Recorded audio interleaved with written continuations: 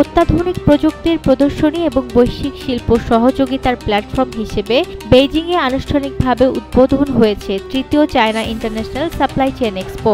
5 দিন ব্যাপী এই এক্সপোতে উঠে এসেছে সাপ্লাই চেইন খাতের সর্বশেষ উদ্ভাবন, যার মধ্যে রয়েছে নৃত্যরত রোবট, স্বচ্ছ ল্যাপটপ স্ক্রিন, উড়ন্ত ট্যাক্সি এবং জরুরি উদ্ধার অভিযানে সক্ষম এক বিশেষ উড়ন্ত রোবট কুকুর।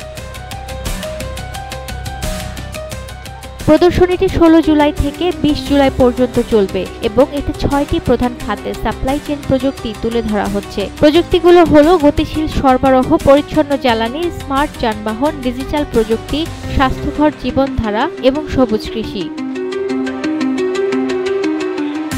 নেক্সটওয়াইজ ইন্টেলিজেন্স চায়না লিমিটেডের প্রকৌশলী ঝৌ মিং বলেন, প্রদর্শনীর পরিবেশ অত্যন্ত ইতিবাচক। গত বছরের তুলনায় অংশগ্রহণ আরও ব্যাপক হয়েছে।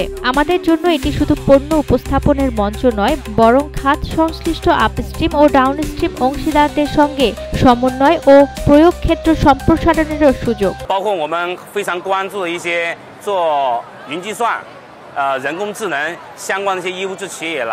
আন্তর্জাতিক অংশগ্রহণকারীরাও এক্সপোর সম্ভাবনা নিয়ে আশাবাদী।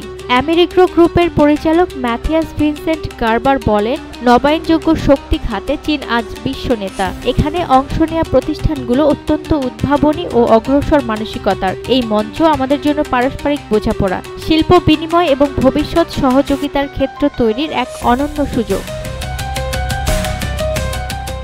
এক্সপোতে 75টি দেশ ও অঞ্চলের 651টি কোম্পানি ও সংস্থা অংশ নিয়েছে, যার মধ্যে আন্তর্জাতিক অংশগ্রহণকারীর হার 35%। এই বৈচিত্র্যময় অংশগ্রহণ প্রদর্শন করে যে চীন শুধু অভ্যন্তরীণ নয়, আন্তর্জাতিক শিল্প কাঠামোতেও সাপ্লাই চেইন উন্নয়নে গুরুত্ব দিচ্ছে।